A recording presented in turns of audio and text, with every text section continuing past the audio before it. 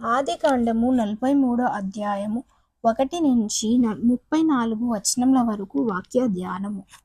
ఆ దేశమందు కరువు భారంగా ఉండెను గనుక వారు ఐగుప్తు నుండి తెచ్చిన ధాన్యము తినివేసిన తరువాత వారి తండ్రి, మీరు మరలా వెళ్ళి మన కొరకు కొంచెము ఆహారం కొనుడని వారితో అనగా, యూదా అతన్ని చూచి, ఆ మనుషుడు మీ తమ్ముడు మీతో ఉంటేనే గాని మీరు నా ముఖము చూడకూడదని మాతో గట్టిగా చెప్పెను. కాబట్టి నీవు మా తమ్ముణ్ణి మాతో కూడా పంపిన ఎడల మేము వెళ్ళి నీ కొరకు ఆహారము కొందుము. నీవు వానిని పంపనొల్లని ఎడల మేము వెళ్ళము. ఆ మనుషుడు మీ తమ్ముడు మీతో లేని ఎడల మీరు నా ముఖము చూడకూడదు అని మాతో చెప్పెను. అందుకు ఇశ్రాయేలు,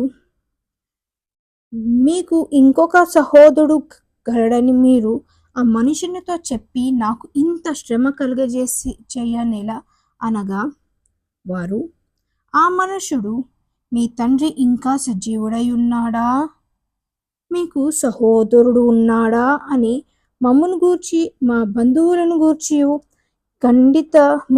ఖండితముగా అడిగినప్పుడు మేము ఆ ప్రశ్నలకు తగ్గినట్లు అతనికి వాస్తవము తెలియజెప్పితిమి. మీ సహోదరుని తీసుకొని రండని అతడు చెప్పునట్లు మాకెట్లు తెలియననిది. యూదా తన తండ్రి అయిన ఇశ్రాయేలును చూచి, ఆ చిన్నవానిని నాతో కూడా పంపుము, మేము లేచి వెళుదుము. అప్పుడు మేమే కాదు, నీవును మా పిల్లలను చావక బ్రతుకుదుము. నేను అతని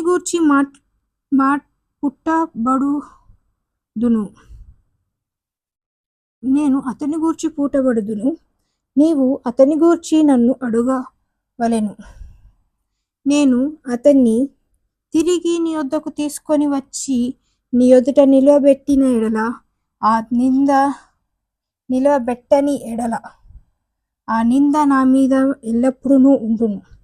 మాకు తడువు కాక పోయిన ఎడల ఇప్పటికి రెండవ మారు తిరిగి వచ్చి ఉందుమని చెప్పగా, వారి తండ్రి అయిన ఇశ్రాయేలు వారితో, అట్లయినా మీరిలాగు చేయుడి.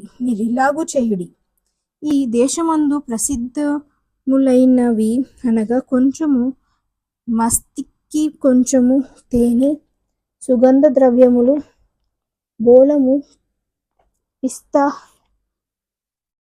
కాయలు, బాదము కాయలు మీ గోనెలో వేసుకొని ఆ మనుషుని కానుకగా తీసుకొని పోవుడి. రెట్టింపు రూకలు మీరు తీసుకోండి. మీ గోనెల మూతిలో ఉంచబడి తిరిగి వచ్చిన రూకలు కూడా చేత పట్టుకొని పోయి మరలా ఇచ్చివేయుడి. ఒకవేళ అది పొరపాటై ఉండును, మీ తమ్ముణ్ణి తీసుకొని లేచి ఆ మనుషుని యొద్దకు తిరిగి వెళ్ళుడి. ఆ మనుషుడు మీ ఇతర సహోదరుని బెన్యామీనును అప్పగించునట్లు సర్వశక్తుడైన దేవుడు ఆ మనుషుని ఎదుట మిమ్మును కరుణించునుగాక. నేను పుత్రహీనుడనై ఉండవలసిన ఎడల పుత్రహీనుడనగుదునని వారితో చెప్పెను. ఆ మనుషులు ఆ కానుకను తీసుకొని చేతులలో రెట్టింపు రూకలు తమ వెంట బెన్యామీనును తీసుకొని లేచి ఐగుప్తునకు వెళ్ళి యోసేపు ఎదుట నిలిచిరి. యోసేపు వారితో, నన్ను బెన్యామీనును చూచి తన గృహ నిర్వాహకునితో ఈ మనుషులను ఇంటికి తీసుకొని పోయి ఒక వేటను కోసి వంట సిద్ధము చేయించుము. మధ్యాహ్నమందు ఈ మనుషులు నాతో భోజనము చేయుదురని చెప్పెను. యోసేపు చెప్పినట్లు అతడు చేసి ఆ మనుషులను యోసేపు ఇంటికి తీసుకొని పోయెను. ఆ మనుషులు యోసేపు ఇంటికి రప్పింపబడినందున వారు భయపడి మొదట మన గోనెలలో తిరిగి పెట్టబడిన రూకలు నిమిత్తము అతడు మన మీదికి అకస్మాత్తుగా వచ్చి మీద పడి మనలను దాసులుగా చెరపట్టి మన గాడిదలను తీసుకొనుటకు లోపలికి తెప్పించెననుకొనిరి.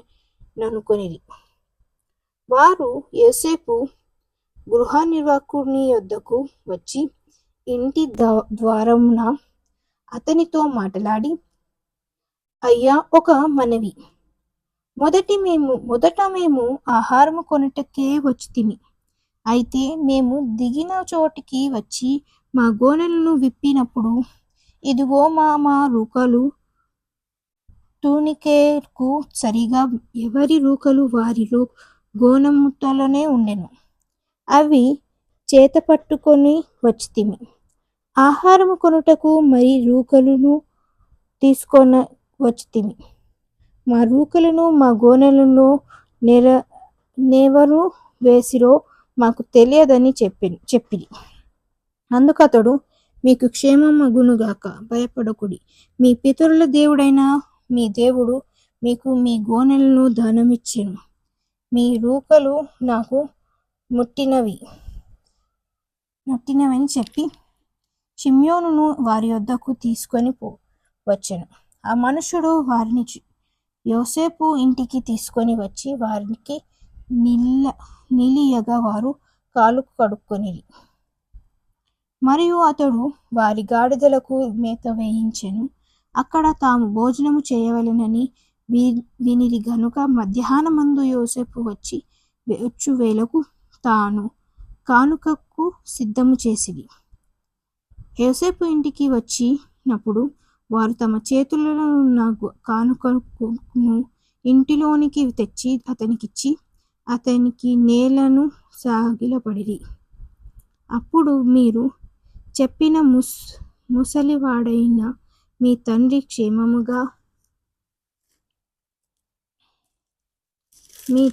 క్షేమముగా ఉన్నాడా? అతడు ఇంకా బ్రతికి ఉన్నాడా అని వారిని క్షేమ సమాచారము అడిగినందుకు వారు, నీ దాసుడైన మా తండ్రి ఇంకా బ్రతికి ఉన్నాడు, క్షేమంగానున్నాడు అని చెప్పి వంగి సాగిలపడిరి. అప్పుడతడు కనులెత్తి తన తల్లి కుమారుడును తన తమ్ముడైన బెన్యామీనును చూచి, మీరు నాతో చెప్పిన మీ తమ్ముడు ఇతడేనా అని అడిగి, నా కుమారుడా, దేవుడు నిన్ను కరుణించునుగాక అనెను.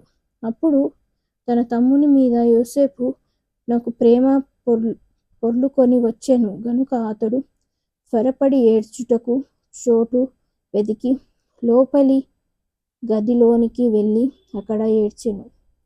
అప్పుడు అతడు ముఖము కడుక్కొని వెలుపలికి వచ్చి తను తాను అణుచుకొని భోజనము వడ్డించుడని చెప్పెను. అతనికిని వారికిని అతనితో భోజనము చేయుచున్న ఐగుప్తీయులకును వేరు వేరుగా వడ్డించిరి.